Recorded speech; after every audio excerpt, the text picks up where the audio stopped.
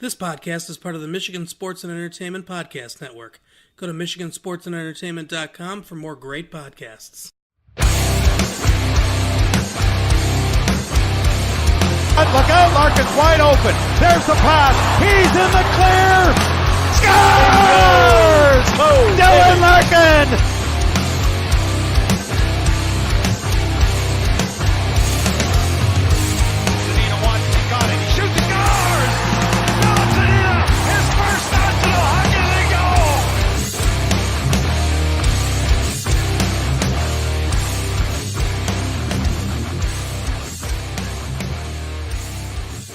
Yo, how's it going, everybody? Welcome back to this week's episode of the Hockeytown Rundown podcast. I'm your host, as always, Chase Sussex, and I'm joined by Jay Croft. How you doing, Jay?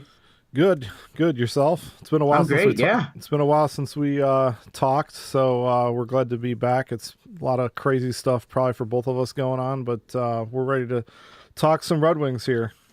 Yeah, absolutely. So we're ready to dive right in. There's been a lot of news since we've been gone. I think one of the biggest things that's happened since we've been gone is Steve Yzerman became the new general manager and the vice president of the Detroit Red Wings. I mean, obviously that's pretty big news, and and he's already done a lot, to kind of bring in some of his staff changes. He already brought in Pat Verbeek to serve as assistant general manager, and we've seen a lot of moves go around. It's been kind of a crazy time in management for the Detroit Red Wings. We saw, a lot of different moves going on, but it's definitely exciting to see Yzerman back. I know we speculated about this, and I think it came a lot earlier than some people would have thought, but I like the move. There's absolutely no complaints coming from me, so that's great. I mean, I'm a big fan of that move. What were kind of some of your thoughts on that? Yeah, was it April 12th when that happened? Friday, April 12th? Yeah, I believe so. Man, I woke up in the morning and I got the Twitter, I got on Twitter and I saw the info about it, and I thought it was a joke.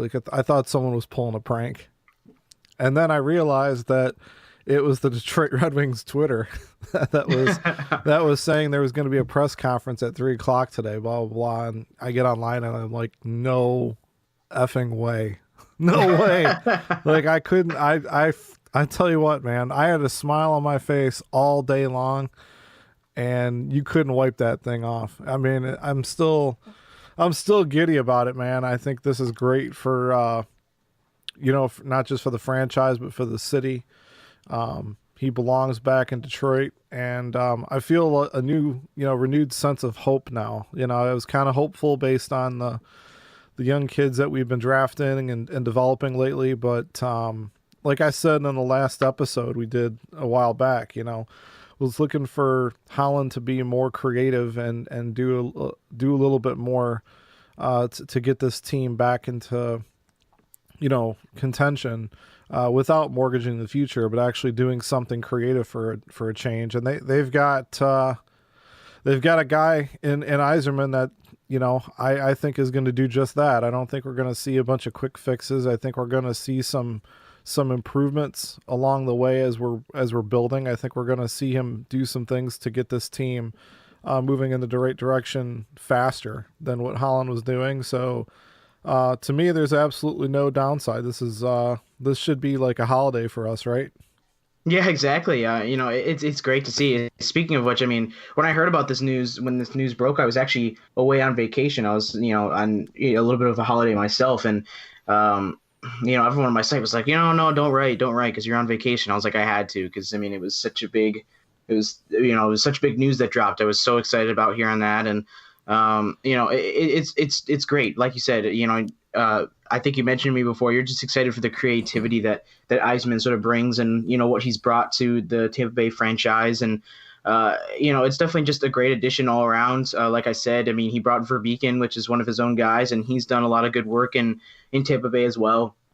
And that's just great. I mean, it's awesome. I mean, obviously he's getting his staff around him, and I'm excited to kind of see the different kind of moves he goes around. We'll kind of, jump into that a little bit later. But I mean, all around, yeah, great hire.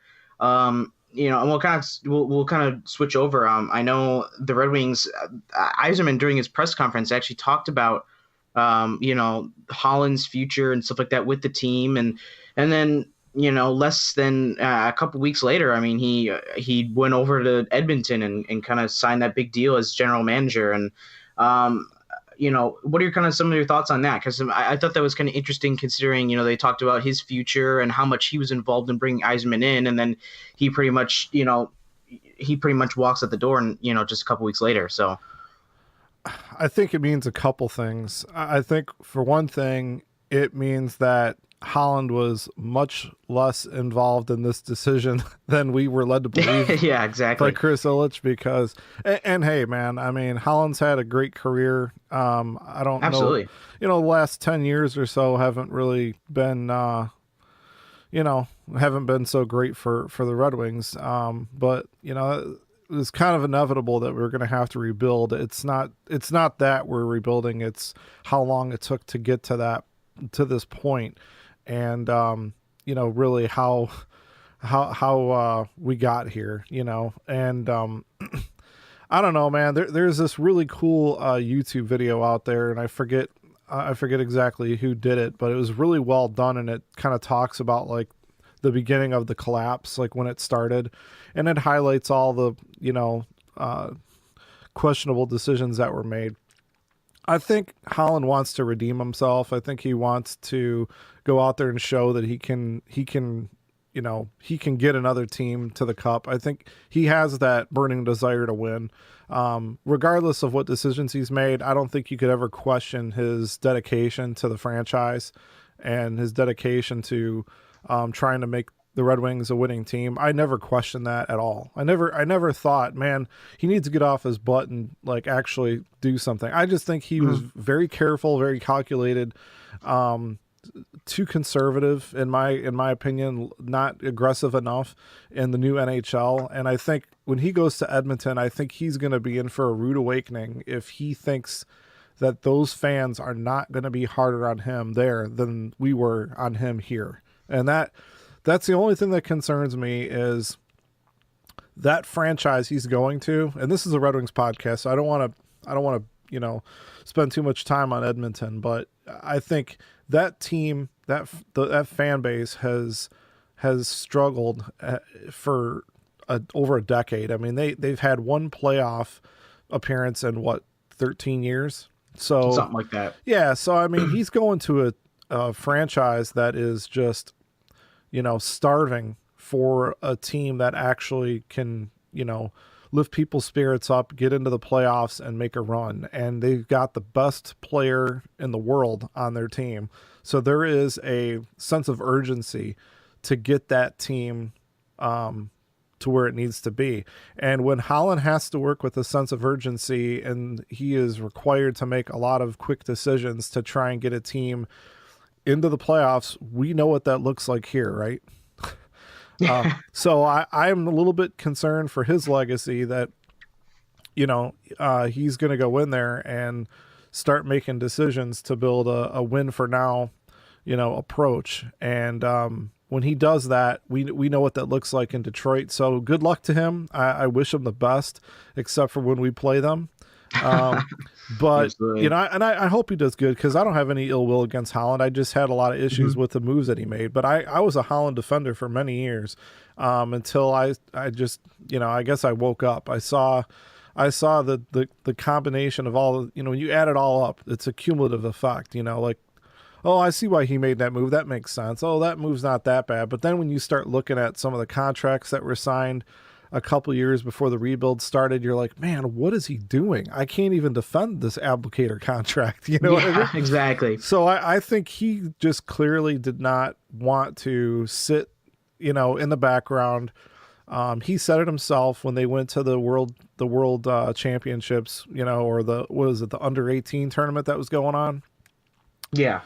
He said that he knew then and there pretty much that, he needed to be the one making the shot, calling the shots and making decisions. And he loves that part of the job. So good luck to him, man. But, I'll tell you what, him being gone to me even makes it more clear to me that Yzerman, and I think he's going to be his own man regardless and build this team the way he wanted to do it. But now there's even less, concern that I have that he's going to just honor some of these contracts that Holland signed because Holland would have still been here. You know, he doesn't have that. He doesn't have that guy in his ear anymore saying, well, this is why I signed him to that deal, and I really think he should stay because blah, blah, blah. I think Yzerman now, it's clear he's going to run this team the way he wants to run it. He's going to bring in the people he wants to bring in. Nobody's safe. I think Ryan Martin's safe, you know. Obviously Blashill is safe, but I mean, as far as the rest of those guys go, the scouting staff, everyone except for probably, you got to think probably everyone except for the guys he played with, like Draper and Maltby, who are on the scouting staff and on the upper management team, and Hawk and Anderson, everybody but those guys, you know, there's a chance that there could be some movement there, and that's exciting. Yeah, for sure. I mean, you know, you always kind of see that, you know, guys bringing their own staff with the move changes and stuff like that. And, you know, like you said, I think it's going to be an interesting fix for Holland over in Edmonton. Because like you said, I mean, these Detroit fans are harsh, but I mean, you know, those Oilers fans have been through a lot. There's obviously a lot of unhappiness going on. I know the last situation they had with their old GM, Chiarelli, I mean, they just could not stand the guy. I mean, McDavid, I mean, their franchise player basically wants out of their franchise. So if Holland could go over there and you know, make some sort of improvement over what they have, I mean, I think you know, it's going to be hard for their fans to be upset, but I mean, it's not going to be an easy crowd to please because, you know, as good as a GM Holland was in his long tenure with the Red Wings, you know, he's definitely made his fair share of, you know, mistakes and a lot of questionable calls like contracts and stuff like that. And I know the Oilers over there are in absolute, you know, they've pretty much dug themselves a grave in their contract situation over there. But they've got a bright franchise over there. Like I said, I mean, it's kind of hard to mess up a franchise when you get guys like Leon Draisaitl and Connor McDavid over in that franchise. And, you know, it's definitely a bright thing that I think it's, you know, something that Ken Holland will have a fun time working with, you know, and kind of building. I think, you know, he's excited to kind of work with some of those guys like that and kind of see what he can do, you know, in the upcoming draft. I can't remember what draft position they have. I think are they inside the top 10? Yeah, Edmonton is going to be picking 8th this year. Okay, all right. So they're going to get a very similar caliber player that we're going to get. So yeah, it's in that same region, and you know, like I said, he's not really, you know, Holland, especially last year, I think, you know, definitely showed sort of his draft prowess. So I think if he can, you know, if he can show that in Edmonton as well, if he gets a good draft, you know, he can grab someone late. You know, we'll kind of dive into the draft a little bit later. But you know, there's definitely a lot of options there, a lot of options for not only the Oilers but the Red Wings as well. But yeah, all around, I think it's been a pretty successful offseason for the Red Wings. I think that was probably the highlight of what we've seen so far. You know, and I'm definitely interested to see like what kind of, you know, free agents and stuff like that, what kind of contract situations the Red Wings decide to do in that sense. I know we talked about that a little bit earlier. You know, like what they're going to kind of do with the current contracts. I mean, you know, what they'll kind of do with Advocator and Eriksson and stuff like that. You know, there's some possible people we can move around. I know you mentioned, you know, Nielsen getting moved around as a possibility a little bit earlier. You know, and there's a bunch of options they can do with their contracts. I know they're kind of a mess, and you know, there's definitely some ways the Red Wings can try to clear up some of their, you know, their cap situation and try to figure that out. Because I think, you know, targeting certain guys like going after guys like Trouba from Winnipeg, you know, when he becomes a restricted free agent, you know, you're going to want to have some money to throw around and to be able to sign guys like that, some guys who could, you know, make a really big impact on the defense. And you really just got to hope that some of these, you know, they'll be able to work this out. And I think Yzerman's definitely the right guy to do it when it comes to how he managed things in Tampa Bay. I mean, he turned that team around pretty quick. And I'm definitely excited to see how he drafts too. I think it was the Nikita Kucherov pick. He was like a second round pick, I think. I mean, with the, you know, how a diamond in the rough, you know, such a great pick there. And, you know, he turned out so well for the Lightning, and that's exactly kind of what the Red Wings need for their franchise, is someone, you know, not only rely on these first round picks, but make sure they're getting value out of all their picks. And I definitely think we saw a lot of that last year. Out of Holland's draft, you saw a lot of guys who, you know, had a lot of value and have a bright future past, you know, the first couple of rounds. So you're hoping to see that too with Yzerman. And I think, definitely with his creativity and stuff like that, you could definitely see that. I think there's going to be a clearer vision as far as the kind of players that they're going to target. I mean, I kind of felt like not so much last year, but in some previous drafts, you watch the draft and you listen to Tyler Wright, the Red Wings director of scouting. You listen to him talk about what they were trying to accomplish in that draft, and you hear him talk about, we were trying to get bigger, or we're trying to do, like, I guess the thing is, like, when I look at the Tampa Bay approach to drafting, there's so many players that we missed on where a couple picks later or down the road, Tampa makes a different pick, and it's happened too often to be a coincidence, that we've missed on some of these players by some of the same teams. There's something going on with the way we evaluate talent, or maybe not the way we evaluate talent, but the type of player that fits the profile, of a Red Wings player, like what we're looking for. And you see it with Yzerman's teams, regardless of who the scouts are or who the head scout is. I think Yzerman has a clear vision of what kind of player he wants. And I think we're going to see more consistency because I forget what draft it was, but there was a draft where we just went after, I think there might've been like one guy that was like under 6'2" or something. It was ridiculous. It's like the whole draft, we're going after big guys, and that's fine. But I think like almost every one of those guys we've missed on them, So I'm curious to see, and Yzerman doesn't talk a lot. Like he doesn't say, like, Holland talks a hell of a lot more than Yzerman ever does. Yeah. So I think it's going to actually be more of a mystery what's going to happen, which is going to be, I don't know. In a way, I guess it works because with Yzerman, you kind of have that trust factor right off the bat. So you kind of know, look, he's going to do his thing and we're going to enjoy the ride. Right. Whereas with Holland, it's like, oh no, what's he doing? What? Oh no. He said, did you hear what he said in this interview? Yeah. Oh, what does that mean? So that's a thing with Yzerman. I don't think you're going to get that, but I think over time you're going to see him make the right decisions. I just think that looking at the draft in particular, I'm really curious if we're going to still see the current scouting staff, or at least the head of the scouting staff in place after we get through this draft. Because you got to figure, I mean, Yzerman's coming in. They're not going to overturn their drafting team, their scouting team overnight, which is why I don't think Al Murray's coming from Tampa Bay right now. I'm not convinced that he's not going to come over eventually, but if you think about it, like, there's no talk in Edmonton right now of them overhauling their scouting staff. I think Holland's going to go in there and listen to what they have to say, and he's going to bring over his knowledge from Detroit, and Yzerman's going to do the same thing coming over from Tampa Bay.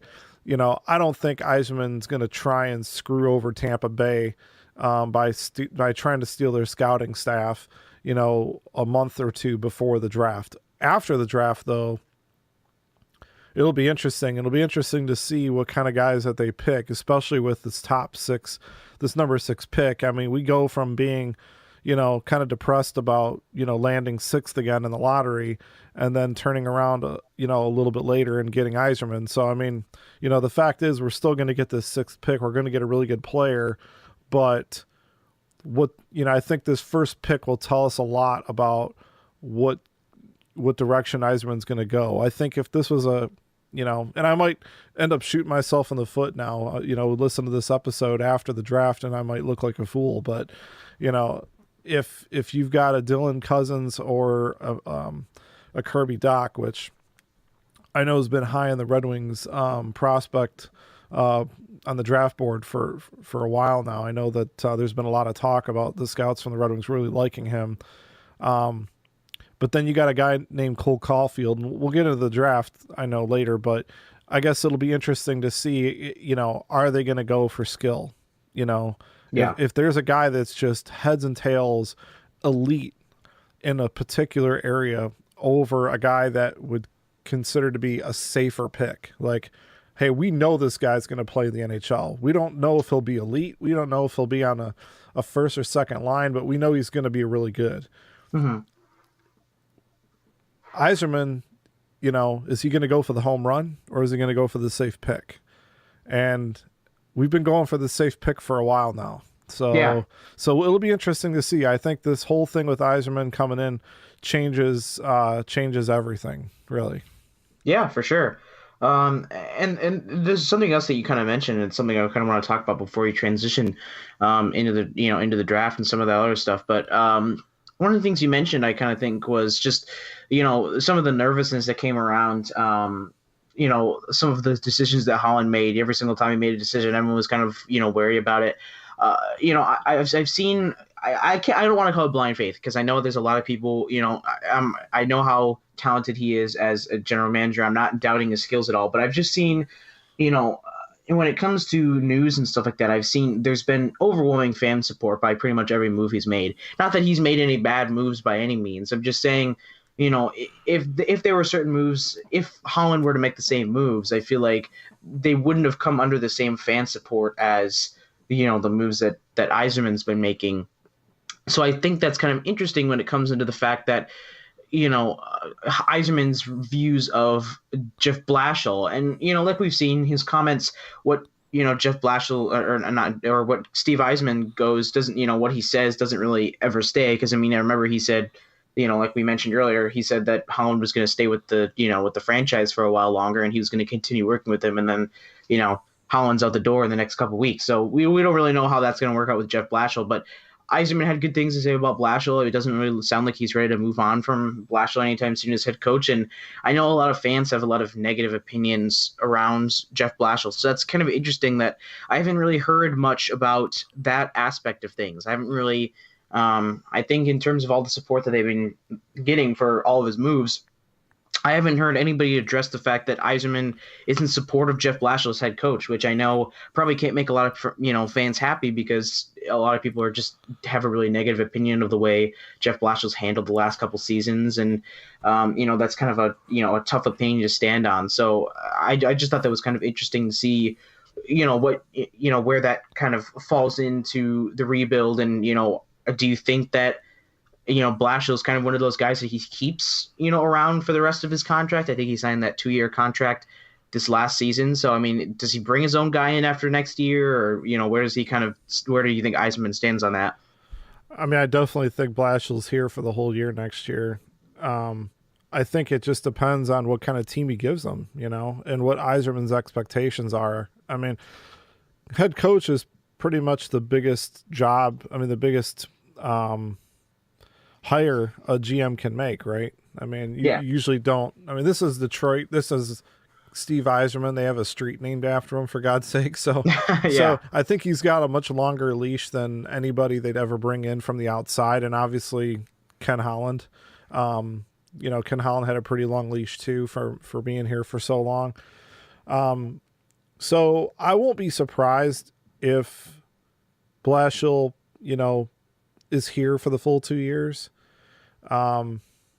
Making a coaching decision. Firing a coach mid-season, especially if your team isn't even close to being in contention, that typically doesn't happen a lot. St. Louis is kind of the anomaly, right? Yeah. I think Yzerman giving him that renewed confidence is just the right thing to do. I think, you're not going to go in and say, I'm real excited to take over the franchise. I'm not too sure about that head coach, but you're not going to do that. I know. You want the players to believe in it, to know that he's not a lame duck coach. He's going to be here. You want to give him the most, the best opportunity to succeed as possible. And that includes giving the guy something to work with on defense, because it's a train wreck back there. Yeah. So they got to give him something better to work with. It's almost like the same issue they've had with some of their young players, they'd been so hesitant to bring guys up like Tatar and Nyquist, in the earlier days when they had Babcock, that by the time they got here, they were already in their mid-20s. And you really didn't know, okay, we're going to pay this guy based on one good season, and we're going to give him all this money, but we don't really know what we've got, right? Mm-hmm. Yeah. I think with Blashill, it's kind of similar. It's like, you know, he does do some things that drive me crazy and drive everybody else crazy. But then you've seen, you know, how he's handled, you know, maturing players like Double A and Mantha. You know, you've seen Larkin like just take steps. I think a lot of that is inner drive by a guy like Mantha, like Larkin. But I mean, he's handled it in some ways in a frustrating way for fans, because it's like, you know, why the hell are you sitting Double A, but you're putting Abdelkader, who doesn't do crap, on the first line? Why are you doing that? Well, he trusts Abdelkader, or did. He trusted Helm. You know, he trusts Glendening. You know, well, let's get some players on this team that he can trust that actually can produce on a consistent level, okay? And then let's see what he does. I think he, you know, as a coach, you're wired to win no matter what. So, you know, do I want to put a young guy out there who I know isn't able to cover some of the best forwards in the world, and lose 8-1, destroy the confidence of my goaltender and the rest of my young players? Or do I want to, you know, kind of protect them a little bit and lose 4-2? Okay. I mean, you want to win, obviously, but I mean, a coach is always going to try and win the game and do what he can for the better of the team. I don't think Blashill ever goes out there and just kind of, you know, doesn't give a crap. I mean, it's just a difference of strategy. I don't like some of his strategies, like his breakout. I think it's horrible, and I don't think he's ever done anything to fix it. Those are the concerns I have about Blashill. I really don't have a concern about Blashill being good for the young players, because I do think he's made a difference there. I don't think he's the main. I don't think he's like, you know, the main difference. I think it's the players. The players got to play. Yeah. Players got to play. But I think that he has done some good things. I think that, you know, he's got this 2-year contract. There's no way Yzerman didn't have a hand in that or didn't agree to it, because if you listen to all the conversations going on, they were talking to Yzerman since like March or even earlier. There was discussions for a while. So obviously he was in on this and was comfortable with it. I'm going to trust Yzerman. He knows what he's talking about. I don't think Yzerman's saying that, you know, Blashill's going to be here forever, but right now, I mean, who are they going to bring in? I mean, like, you're not getting Joel Quenneville to take over a rebuilding Detroit Red Wings team. Okay. Well, Quenneville already signed somewhere else, didn't he? Yeah, he did. But I'm just saying, like, yeah, no, I understand your point. Yeah. A coach like that, like, look at Pete DeBoer over in San Jose. You know, he didn't do so hot in New Jersey. He didn't have crap to work with. Now he's coaching San Jose. He's got veteran leadership in Joe Thornton and Pavelski. He's got Couture. You know, he's got our boy Nyquist, right? He's got Timo Meyer. He's all got sorts Brett of guys Burns. over there. Yeah. You know, the only thing that team doesn't have is an elite goaltender, right? Otherwise, they have high end players. They got Carlson and Burns on their defense. Come on, yeah. You know, and Carlson's like, you know, probably health wise, he's probably 60-70%, and he's still better than anybody we have. Yeah. So the thing, you know, and what most teams have, really, I mean, they have talent, and look at what he's doing with that team. So you give Blashill some more tools to work with, you actually, you know, have a better idea of what kind of coach he really is. If he's got the talent that he needs to actually make a run, you know, I would hate for us to fire him. Yeah. Having this crap team, then he goes somewhere and a team recognizes that he does, you know how to manage players well, especially in today's NHL, because I do think he can manage talent. Yeah. I just don't know that I believe he has the in-game adjustment and the system strategies that I think you need in today's NHL. I'm concerned about that part of it. I'm not really concerned about his ability to motivate players or develop young players. I'm concerned about his ability to, you know, stay current with today's NHL, make in-game adjustments, you know, not fold when you end up taking a 2-goal lead and then a team comes in and scores on you twice in 3 minutes, like happened many times this year, and doesn't know how to react. Like that's my concern with him, is how good of an in-game coach is he really? Yeah. And I think Yzerman's going to make sure if he sees something he doesn't like, I don't think you're going to have a situation where Yzerman's going to be like, well, I hired this guy. We developed him for 4 years now. I don't know if I want to get, I don't want to make myself look like I made a bad decision. So I'm going to hold on to him, and I'm going to keep giving him a free pass because, we don't have the team. Like, his job is to give Blashill the best team he possibly can. Yeah. And not mortgage the future doing it. So has Blashill really gotten a fair shot yet? I mean, that's a great question. I mean, yeah. I mean, you could definitely bring up that argument. I mean, because Blashill hasn't really had any spectacular teams. I mean, he adopted that team towards the end of that last playoff year. That barely made the playoffs. Yeah, that barely made the playoffs, and he's pretty much had 3 rebuilding teams, the remainder of the time. So that's definitely a great argument to bring up, with, the kind of team that he's inherited. Because, you've seen the success. You've seen what he's done in Grand Rapids, and, he brought that team, he did good things to, develop that team down in Grand Rapids. I know it's the same Grand Rapids team that won the Colored Cup in 2017. He's won everywhere. Yeah. He's won everywhere he's been. Yeah, exactly. Except here. And really, if you think about it, if you make it as a coach in the NHL, there's 32 of those jobs. Mm-hmm. Chances are you have won everywhere you've been. So just because that you're saying doesn't automatically mean he's going to win here, because God knows we've had players that have, scored goals everywhere they've went, and then they can't score here. Pulkkinen is a great example. Ferk, great example. Score goals left and right, no problem in the AHL or the QM, Quebec Major Junior League, but they get here and they just can't do it. They can't adjust. So can he adjust?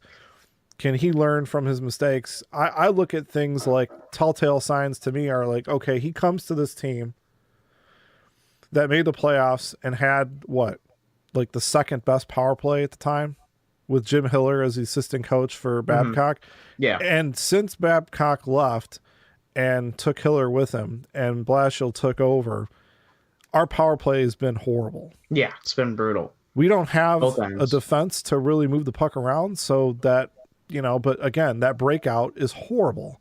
Yeah. The guys stand around while the guy starts from behind the net. You got 2-3 players on the boards not moving their feet, and you expect them to get into the zone cleanly? Yeah. In today's NHL, where guys are skating 100 miles an hour all the time, I guess I see those same things, and they have not changed. They have not, to my eyes, to the naked eye, to somebody who's not, a hockey player, a fan's perspective, but a pretty well-informed fan. I've not really seen much adjustments going on in the way that he approaches things like that, like the power play or the breakout. So those are the things that kind of concern me is, with better players, will his systems work? Maybe they will. You hope they will, but good coaches seem to find how to get the best out of their players and utilize their talent to make the team better. So I don't know. I think Yzerman is going to recognize that. And I have faith now that if Yzerman doesn't see what he wants out of Blashill as a coach and a developer of talent, he will not be here. So. Yeah, that's a great point. So that, I mean, some great points there. I mean, definitely some good conversation we've got going on there. Maybe for another episode is the fact that, have we been giving enough, respect to what Jeff Blashill's done kind of in Detroit. But, I do kind of want to transition a little bit and, what we were talking more about. I just want to quick, hit on something really quick. Something that we've seen sort of recently, the World Championships and stuff like that, I think has been something that's really exciting. We've seen a lot of guys from the Red Wings playing. We've seen Dylan Larkin's been doing okay. I heard he actually scored a goal, today at the time of recording, which I believe is his 3rd goal of the tournament. But 2 players I kind of wanted to highlight that have had excellent tournaments. One is Phil Pronik. He's had a great tournament on defense. I think he was voted by the Detroit media Rookie of the Year, I believe, for the Red Wings, which is great for him. I mean, well-deserved. Completely makes sense.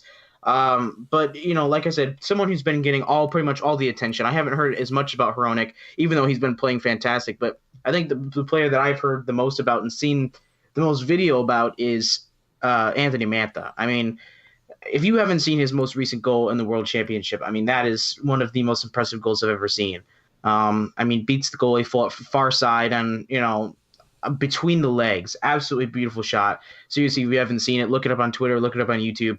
It's fantastic. Seriously, and it one of the wasn't a best goals I've ever show. seen. It wasn't a showboat move. It wasn't even. He literally had no other option. That's hockey IQ in addition to raw talent and just the fact that the guy can do that. I mean, look, I heard somebody else say this, and I don't know that I'm 100% in agreement, but it's kind of hard to deny it too, is that Mantha has probably the most raw skill of anybody on the Red Wings.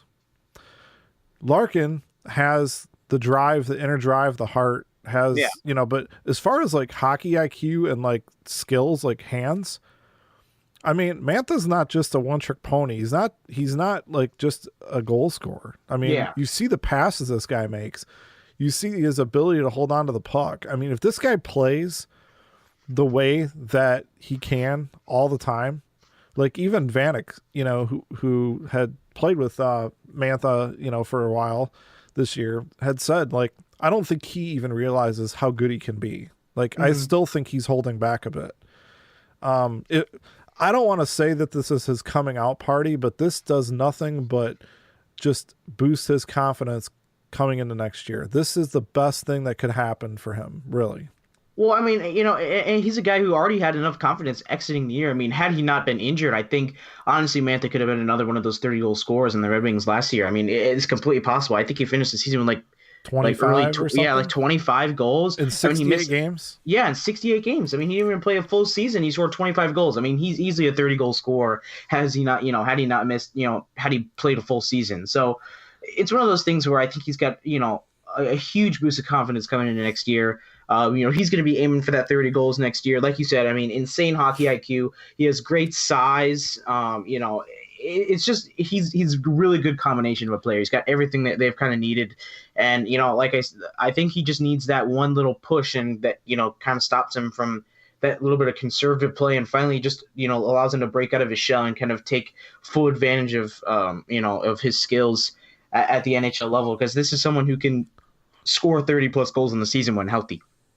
And like I said, he serves so many purposes for the Red Wings. Like you said, I mean, Dylan Larkin definitely has the hands. He definitely has the leadership and that type of role. But I think Mantha definitely plays that other type of role, which is so good on the first line.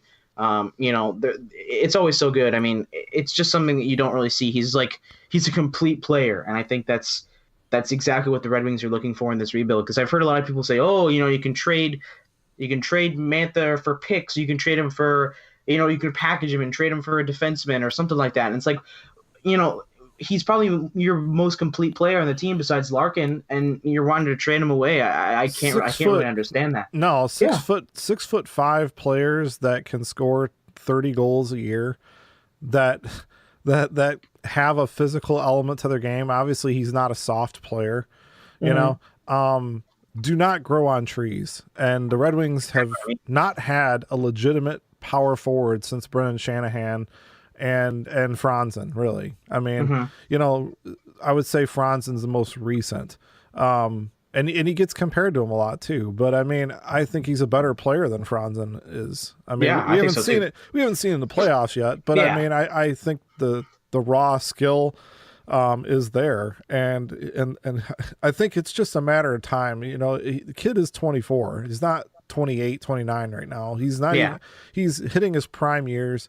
And, I think this, again, is great for the Red Wings. It's exactly what they need, is to have a guy like him shining in this tournament and showing the rest of the NHL, why the Red Wings drafted him. And Hronek has played great. I mean, he's made some unbelievable passes. I mean, he's scored some goals. He's got 7 points, 3 goals, 4 assists. He's really done a nice job as well. It's great to see, and he's getting a lot of minutes too. So that's great. He's probably already the best defenseman on the Red Wings right now. I mean, for sure. So I think this World Championship stuff, I think you got to take it somewhat, not with a grain of salt, but you got to temper your enthusiasm a little bit, because the goal that Mantha scored was against Germany. I don't even know how many NHL players Germany has. Yeah, but I mean, it's something. But but he's playing against the elite talent that they have to offer. These are all good players. This isn't to downplay what he's done, but I don't expect to see a bunch of between the leg goals from Anthony Mantha in the NHL. But I do think it shows that, I think anybody who questioned or forgotten how good of a player this guy is, hopefully this reminds you of that. And don't start talking about trading him away unless you're going to tell me you're bringing in a number one defenseman in here. Yeah, absolutely. You want to talk about AA in that way, who I think is not quite as I don't want to say he's one dimensional, but I don't see him as being somebody that if we traded him, we're going to regret it for the next 10, 15 years.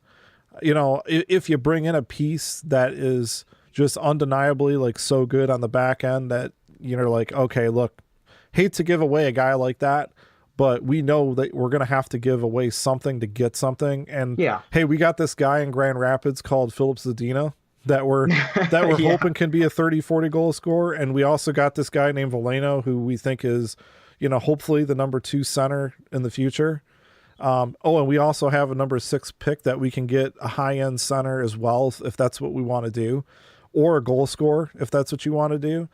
I think AA is the guy that I look at as the possible trade chip, the trade piece, not the most expendable. Yes, right. Exactly. For what he does, and gosh, the guy is so exciting to watch. But Mantha, just to me, that's a guy that you can win in the playoffs with. That's the kind of guy that you just cannot find you're not going to ever find another guy at that age with that skill set, without taking a major risk, in free agency, someone that hasn't, like you get those late bloomers that come up every once in a while, but you have a chance to have this guy in your system, for a very, very long time.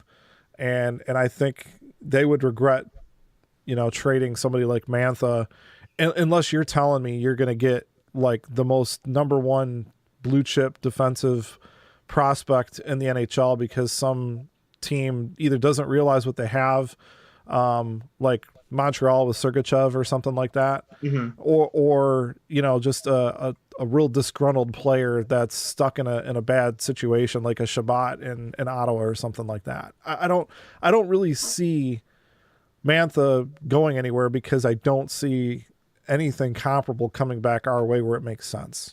No, I completely agree. I really just don't see a trade deal that is, you can get done for Mantha. I just don't really. I mean, obviously he'd be worth it for a high end defenseman for what he brings, but like I said, just for what Mantha brings to the table, not only goal scoring but his metrics as well. I mean, just his ability to play physical and his size.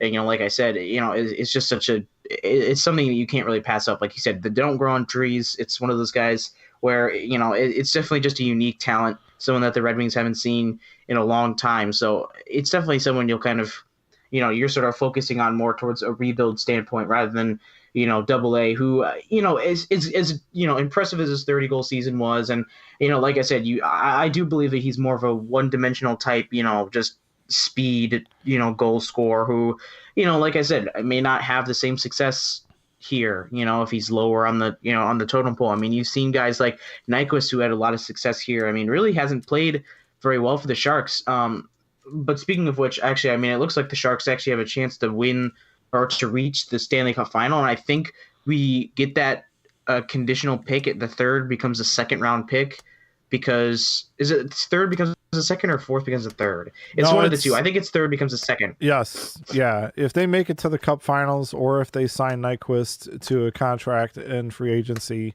that 3rd becomes a 2nd for the 2020 draft. Yeah, which is good. I mean that's great value. I mean, I don't really know. He's played well for him. He has played well in the playoffs. He actually has played well for San Jose.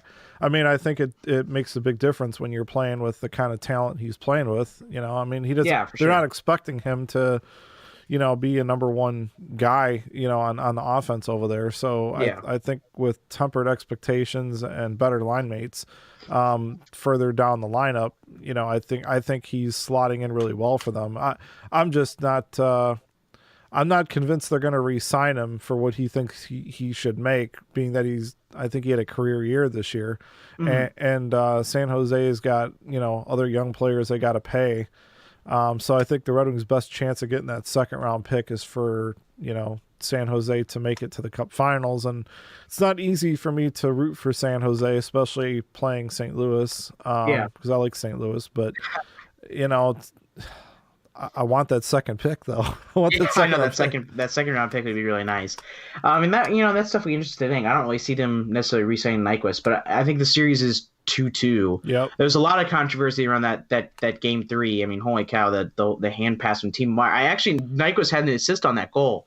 But I mean, if you guys haven't seen the controversy about that, I mean, it's been one of the biggest things, one of the biggest talked about, plays so far in the playoffs. The fact that, if you guys haven't seen it, Timo Meier basically hand passes it over to Gustav Nyquist, who dumps it off to Erik Karlsson, who scored the game-winning goal in overtime. And, it was a blatant hand pass. It was clear as day. I know the NHL tried to defend it, saying it bounced off the defenseman of the Blues or whatever, but that still counts as a hand pass. It doesn't matter if there's a deflection off the referee or another defender. It's still a hand pass. But since the hand pass wasn't directly into the net, it was a non-reviewable play, so they had to win Game 3. The Sharks came out on top in Game 3, and it was a mess. But St. Louis ended up coming out on top in Game 4. The series is tied 2-2, I believe. I think they haven't played another game. I think do they play tonight?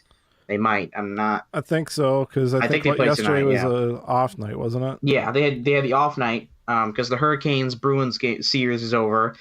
Crazy. I saw that coming. I don't want to say Carolina was a fraud, but I didn't think that they stood a chance against Boston. Yeah, it's pretty tough. And I just thought the whole sequence on the eastern side was so weird because you had the Islanders swept the Penguins in the first round, and then you had the Hurricanes sweep the Isles in the second round, and then the third round the Bruins swept the Hurricanes.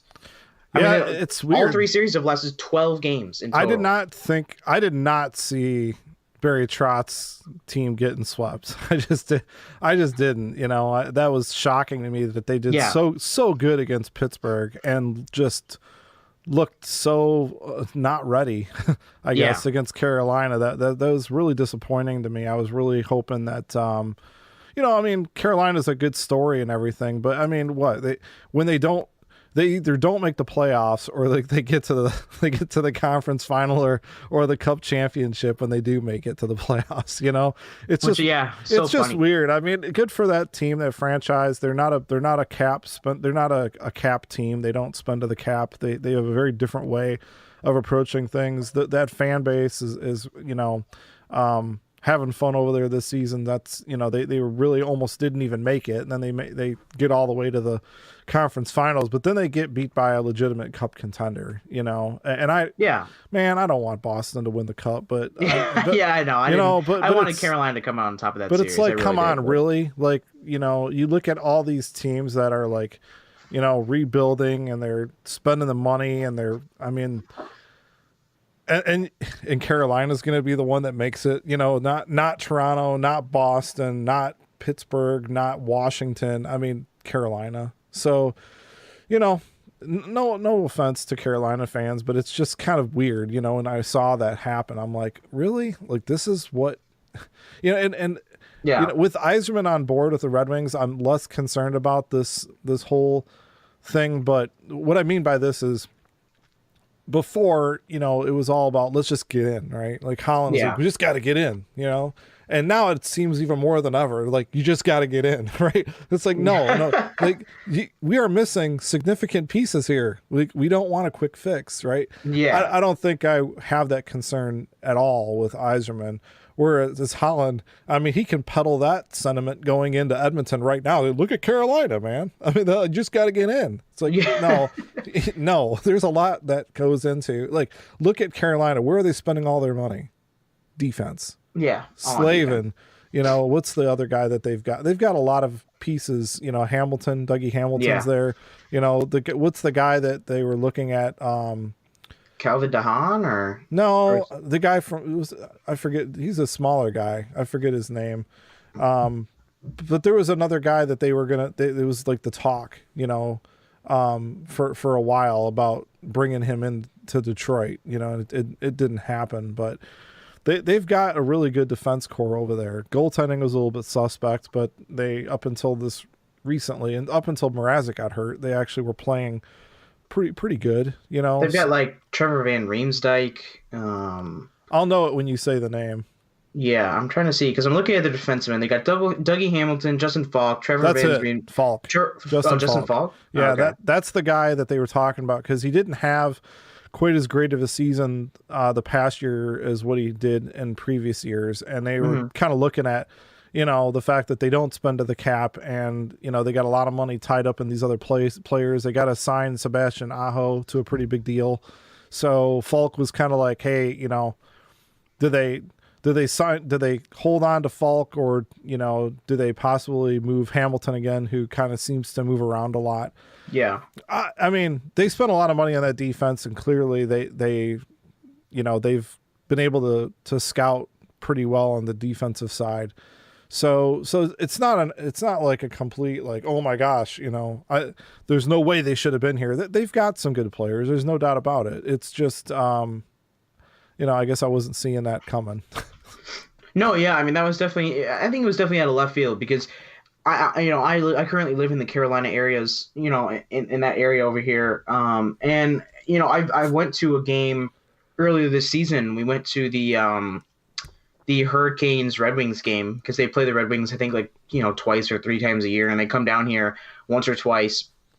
I remember we went down there, we had pretty good seats, but I remember looking all around me. I mean, the section we were sitting in had a decent amount of Hurricanes fans, but I'm serious, it was 60-40 in favor of Red Wings fans in that stadium. I mean, at the beginning of the season, you know, it was kind of around the time that we went. It was sort of like October, November, like that area. There was no, I mean, it was just so weird. Like there was no Hurricanes fans there.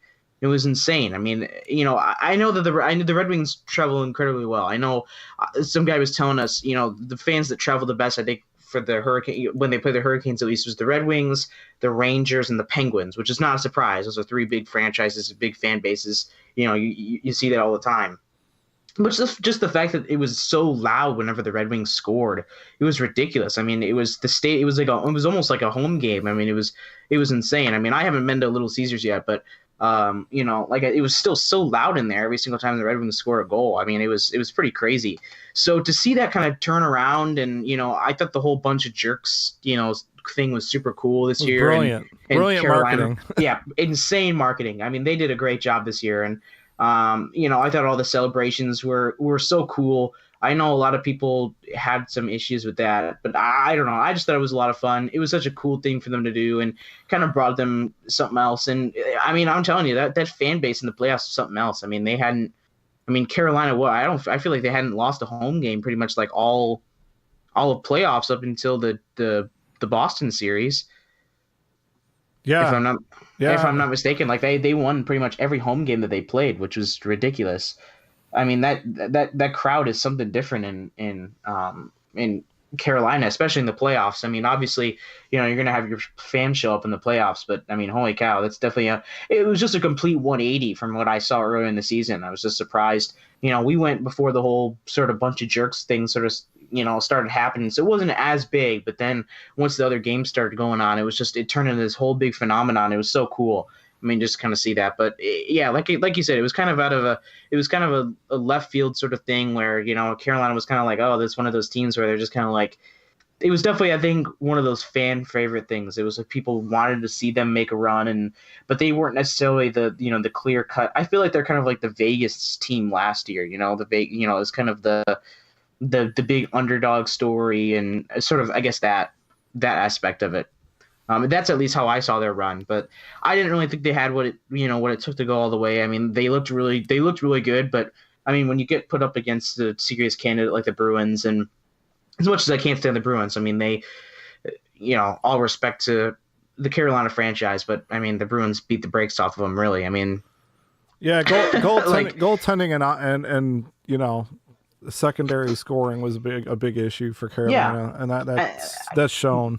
They definitely mismanaged the use of Peter Mrazek in that series because Mrazek struggled, and McElhaney played a lot better than Mrazek did, and they continue to play Mrazek, and I just thought that was poor management, at least on their part, for goaltending. Mrazek's a really good goalie, don't get me wrong. I mean, I think he's definitely benefited from the change of scenery, but I mean, really, he hasn't improved much, from his time in Detroit. I mean, he's basically the same goalie. He's either on a hot streak or he's a hot mess. So yeah, I mean, that's exactly kind of what I mean, I think he pulled it together a lot more, but I mean, I think it's clear the Red Wings had to move on from him. Yeah. So.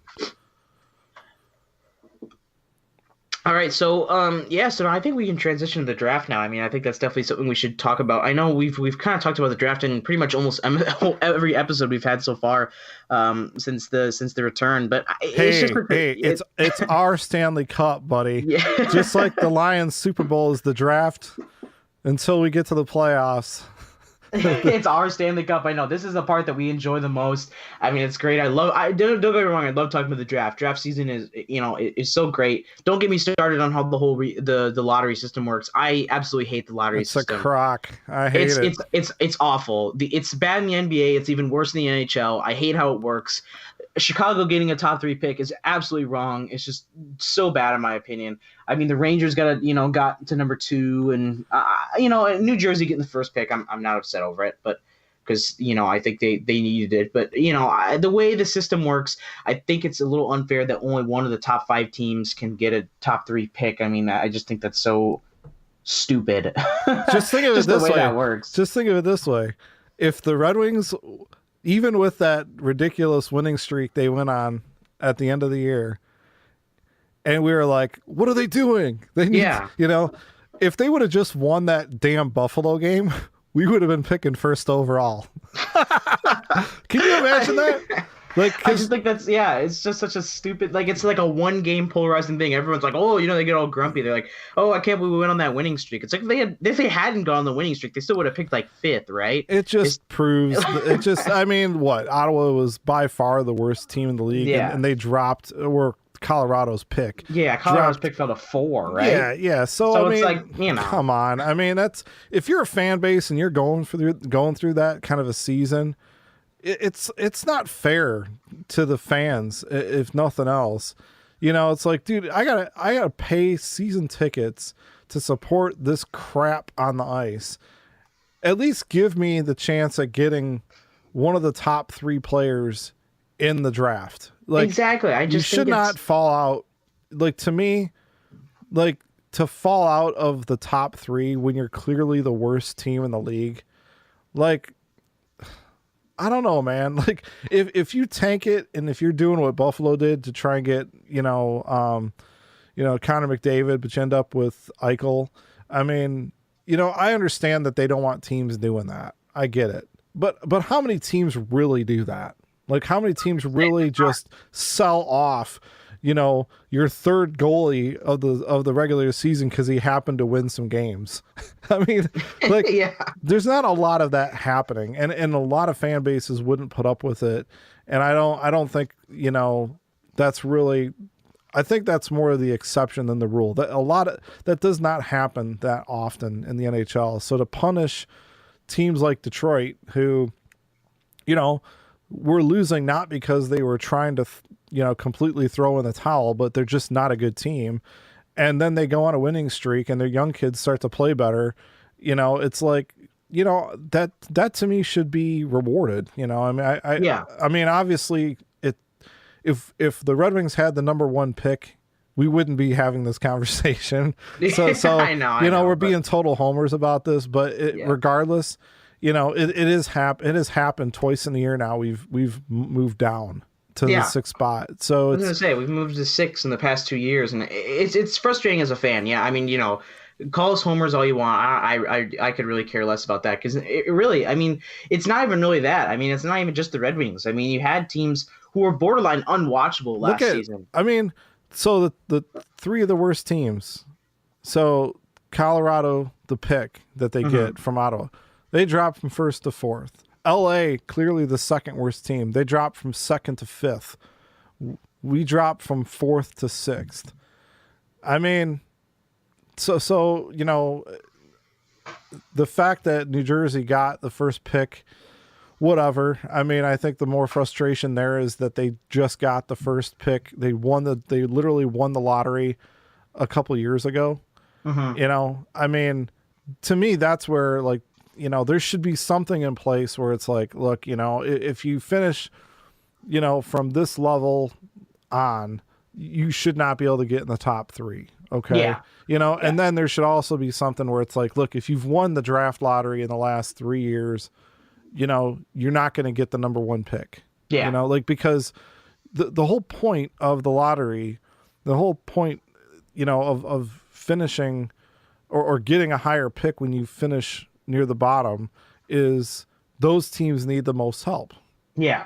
So, you know, we're trying to have a league of parity here. I mean, you know, how many chances does Edmonton need at getting a number 1 pick? I mean, Exactly, they didn't get it this year, but the point is that, you know, they've gotten that top pick quite a bit in the last 10 years, and they still haven't figured it out. So, you know, if you want to take that first round pick and you want to pick Nail Yakupov, then that's your deal, man. Do what you want to do, but don't make, you know, teams like ours suffer for it, you know? Yeah, and that's what I mean. Because, like, what in the world do the Chicago Blackhawks need with the top 3 draft pick? I mean, they went through their whole thing, 3 cups in 6 years or whatever. That's all I hear Chicago fans talk about whenever they're having a down year. Oh, 3 cups, 6 years.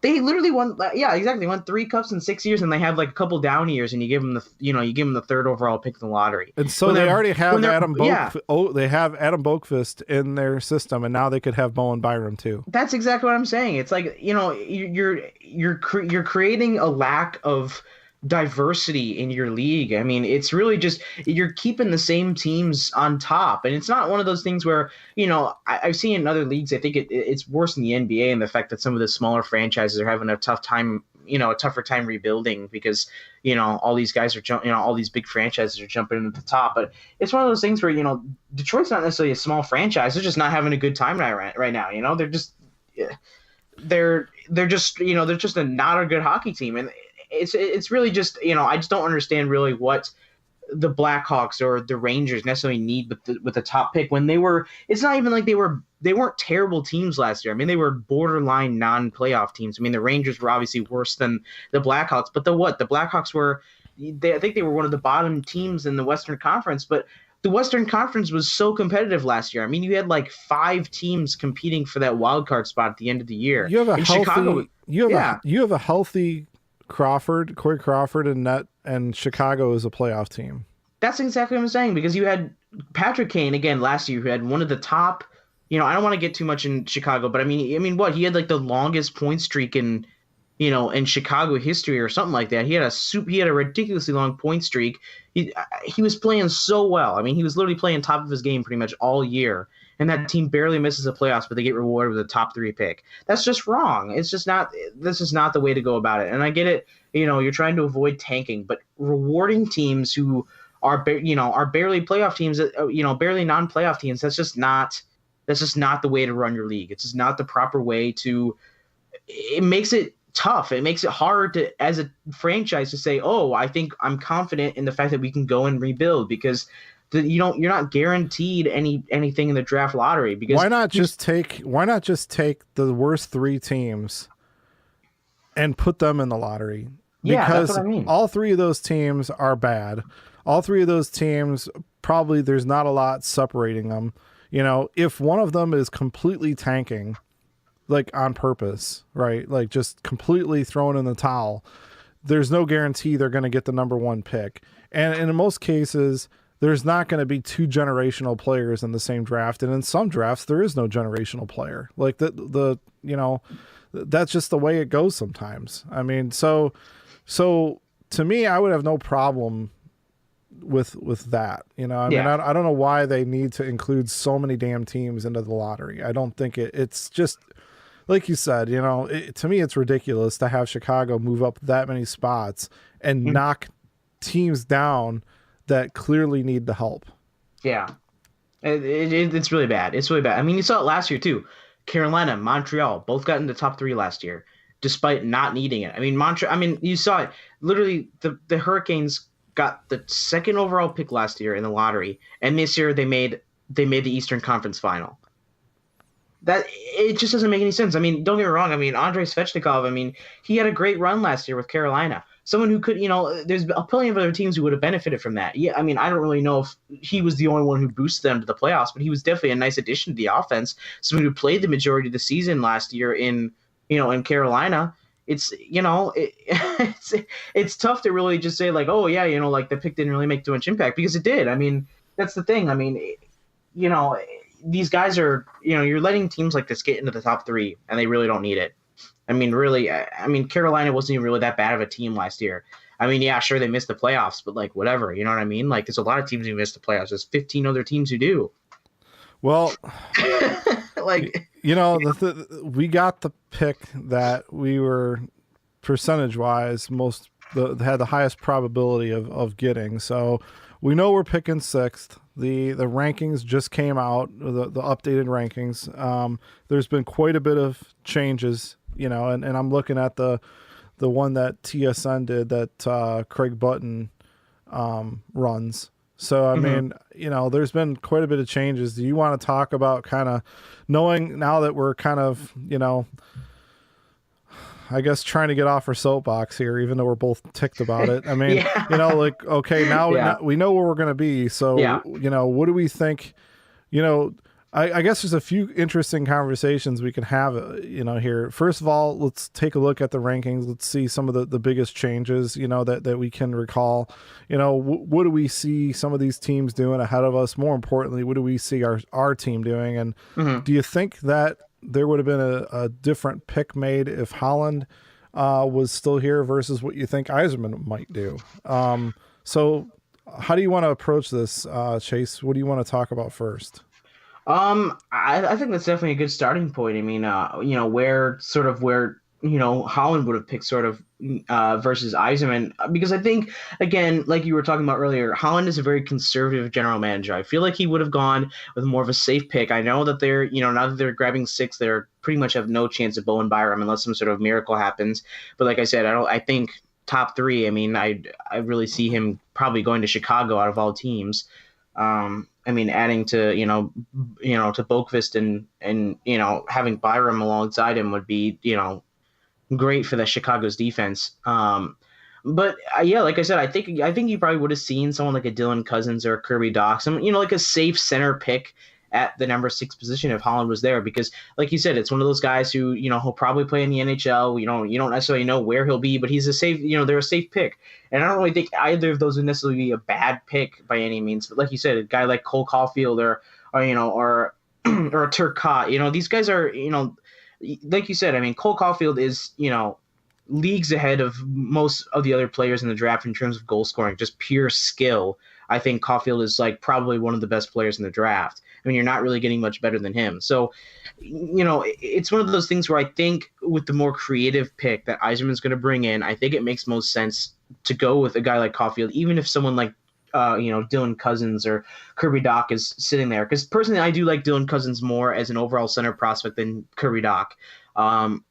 But like I said, I'm not opposed to taking a guy like Cole Caulfield. I mean, like I said, really good talent there. I mean, great skill. Someone who you could, easy develop into, someone who could be an elite goal scorer at the NHL level. I mean, honestly, I think that's the kind of creative pick that I feel like that Yzerman would go with. And I think that's really just sort of where I'm seeing right now. Those are some of the top candidates I'm sort of looking at in terms of Yzerman. Is going to be, I feel like you're going to see a Caulfield or a Turcotte, and you could possibly see a Cousins towards the end there, if it, as a possibility. I don't really see Kirby Dach as much of as a option. I just feel like he's more of a safe pick, and I just feel like that's sort of like not necessarily an anti-Yzerman pick, but just not necessarily what he's looking for in terms of that position or, that kind of player at that pick. I feel like he's sort of like a Michael Rasmussen type pick. He's a safe pick. He's got the size, it's just one of those things where I feel like you might not, you're not 100% sure about the kind of skill and talent this guy brings versus a Cole Caulfield where,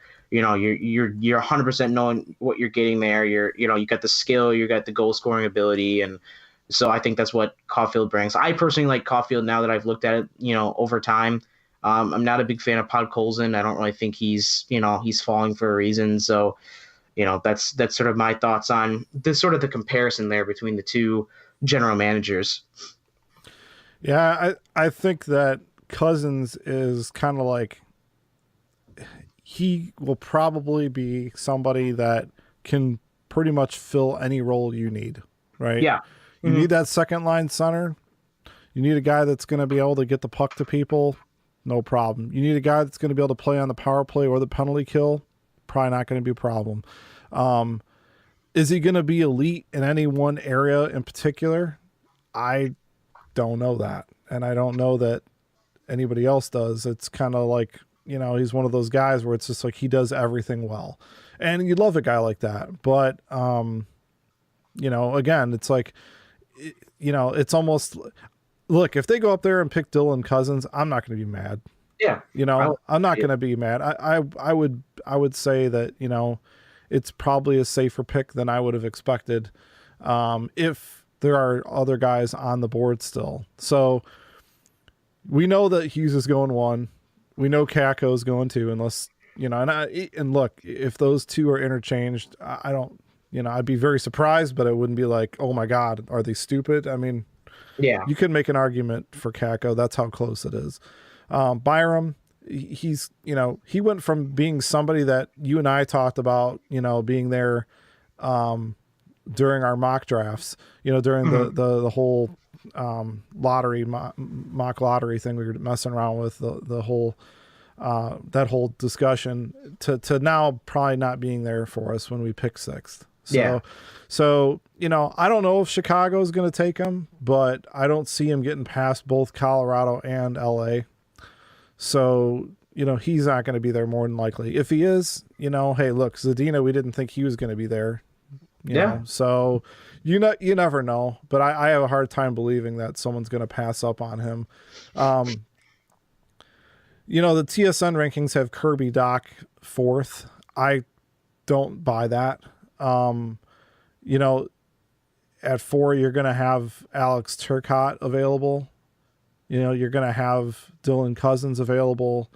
You're going to have Cole Caulfield, who a lot of people didn't see getting picked before 15 up until now, but he's been so dominant. 72 goals this year. I mean, and you look at other years and previous, leagues he's played in, he's dominated. I mean, the guy just knows how to score goals. The way he scores goals in so many different ways.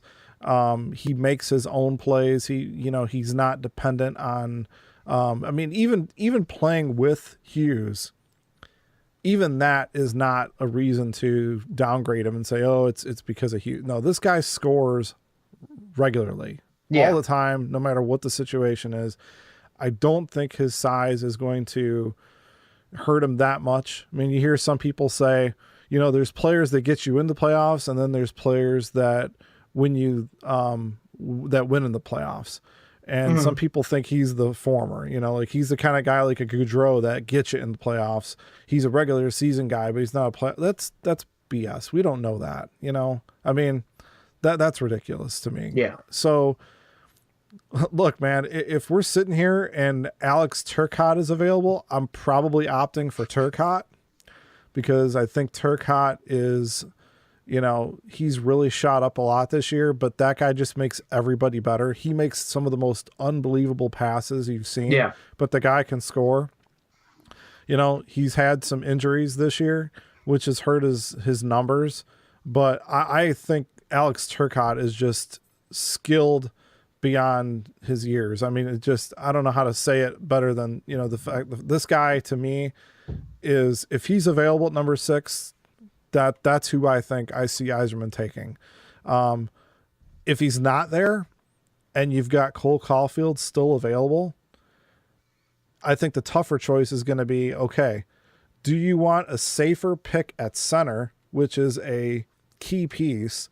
You need to build that depth up. Do you believe enough in AA as a center, or Veleno as a center, or Rasmussen as a center to pass up on a guy who's going to be a center in the NHL, who you think you're pretty convinced this guy can be, holding up that number 2 or number 3 line for you as a center and make other players better, because you're going to get that from Cousins or Doc. Both of those guys can do that for you.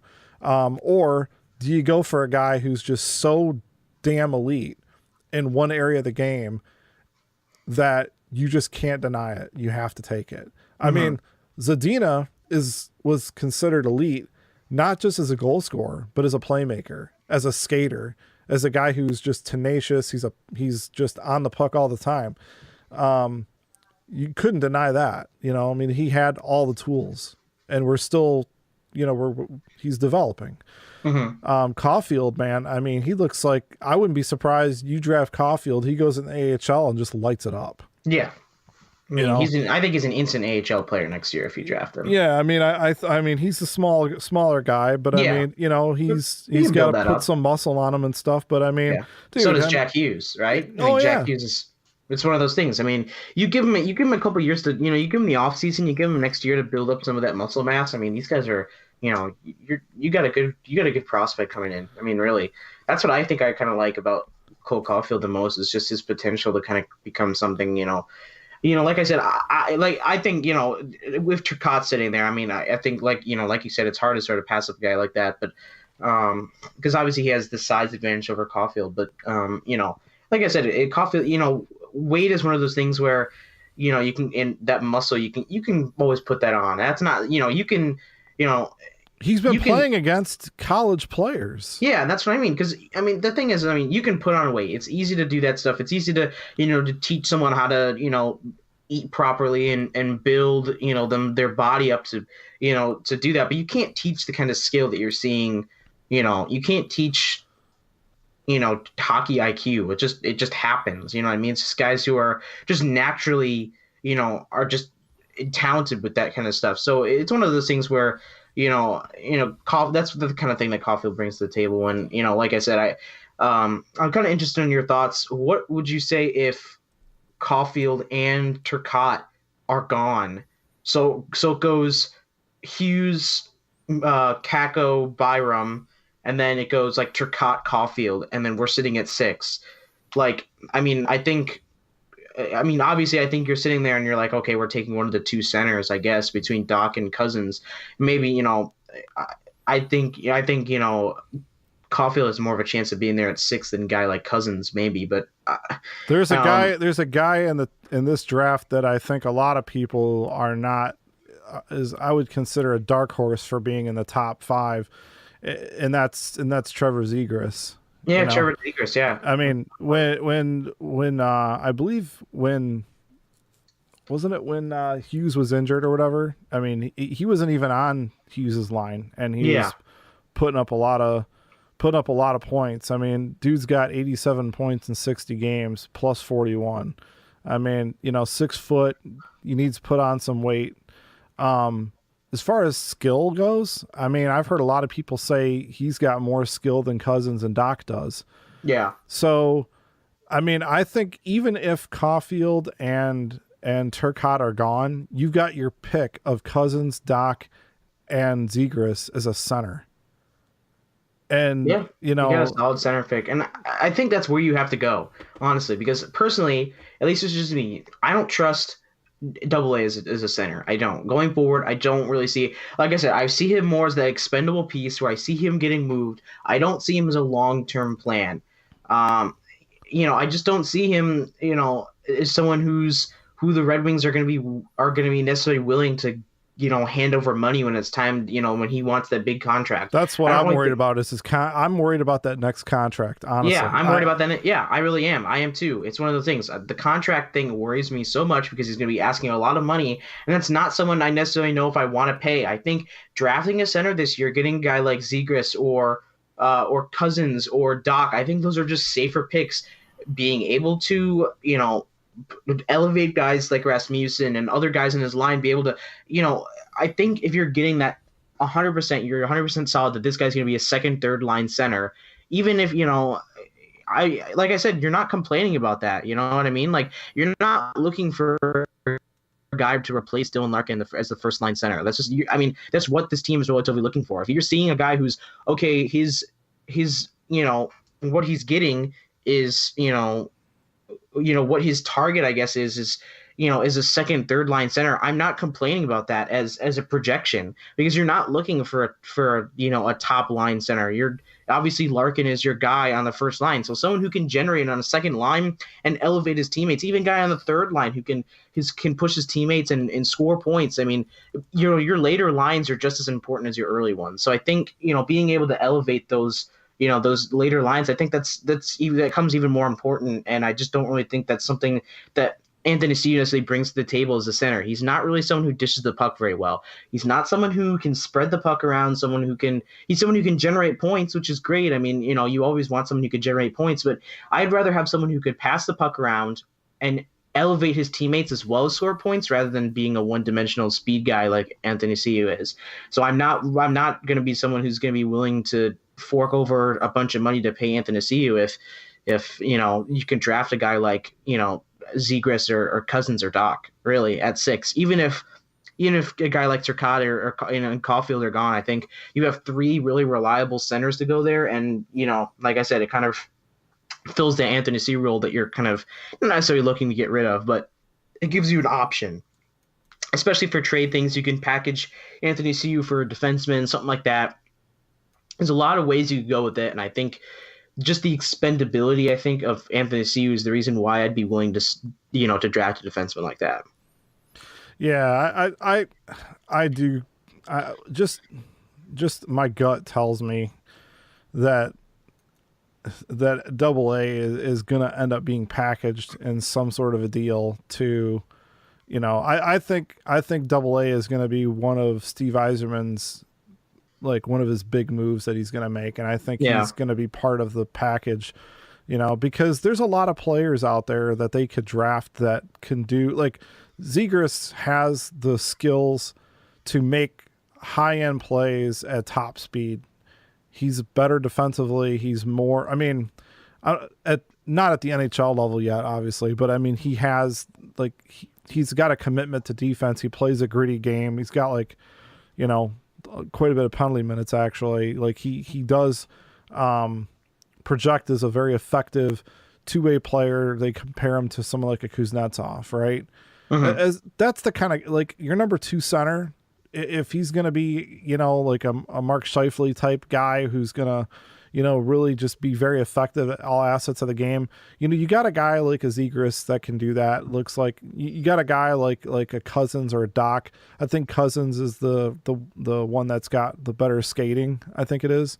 Mm-hmm. Doc is the one that's I don't know as much about the two of those guys, like what separates them apart, because I always hear them being talked about in the same breath, really. They're both big boys, if you want the size. I mean, but I think if you look at the last few drafts, I mean, Mantha's got size, Rasmussen's got size. I mean, they've got some guys with some good size on them on this team. It's not like there's this need to, like, bring in a 6'4" guy, Yeah. So, mm-hmm. So I mean, it opens us up to a guy like a Turcotte or a Zegras.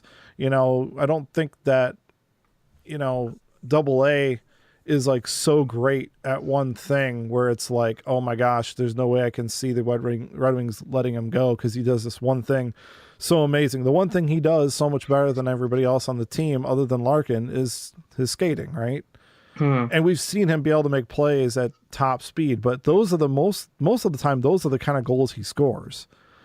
And as your number 2 center that you're going to pay big money to for many years, is that the guy that you see making that kind of money? Is that the guy that mm-hmm. And that's the thing is I think that they very well could go into this year's draft knowing that, hey, Veleno at worst is going to be our number 3 center. We have a chance to draft the number 2 center here. There's enough guys going to be available at 6 that we could do that. We could get a Cousins, Doc, Zegras, or Turcotte and be like, okay, we're developing this guy to be the number 2 guy. And someone like a Turcotte has enough skill set where you never know. He could end up getting more points than a guy like a Larkin. So again, that makes to me that Double A is like, okay, well, we don't have to feel handcuffed, to him. Because, you got a guy like Taro Rossi who looks like, he could be an effective playmaker type player. Zadina's coming up. We don't know what Rasmussen's going to be because he probably should have been in the AHL last year, but they couldn't put him there. But I think he's going to be a really great PowerPoint net front guy that, is going to be able to play physical and have a very effective two-way game. So I think they have enough depth coming on forward where they can afford to move a guy like a AA if that's how it works out. And I think, I don't want to read too much into who they draft this year, but I think it will tell us something. I mean, if they get a Cole Caulfield, if he's available, that to me will be terribly exciting. Yeah. Because that just means we have no idea what's going to happen. Yeah. I mean, if they go after a center, if they get a center, then it's like, this, are they thinking of trying to get AA back on the wing? Because I think he's a better wing than he is a center. Yeah. I mean, having a guy like, imagine having a guy like a Turcotte or a Cousins or, somebody like that, breaking Athanasiou loose more, letting Athanasiou, make those sprints to, up the ice. I mean, having a guy that can get him the puck effectively, consistently, instead of putting Glendening on the second line. You know what I mean? At times, I mean, I think that's exciting too, I mean, so if they get a Caulfield, it's to me that's all about skill. It's all about, to me, Yzerman saying, hey, yeah, there's some really good centers available here, but we have a chance to get the best goal scorer in the draft. And you can make the argument that Cole Caulfield has helped Hughes look as good as he has, just as much as Hughes helped Caulfield look as good as he has. Yeah. Because we're talking elite scoring. I mean, at every level, this kid's done it. That is not a skill set that you can teach very well. I mean, that is really, people pay big money for goals, and we're seeing, a guy like that is not something that comes around very often. You get a guy like that. I mean, did anybody really care that Brett Hall didn't play great defense all the time? Yeah, exactly. Did anybody talk about Wayne Gretzky's, defensive game? I don't think a lot of people cared about that. I mean, and that doesn't mean that it's not important, but I guess if you're so good at one particular area of the game, and that's an area of the game that is valued highly, which is scoring goals,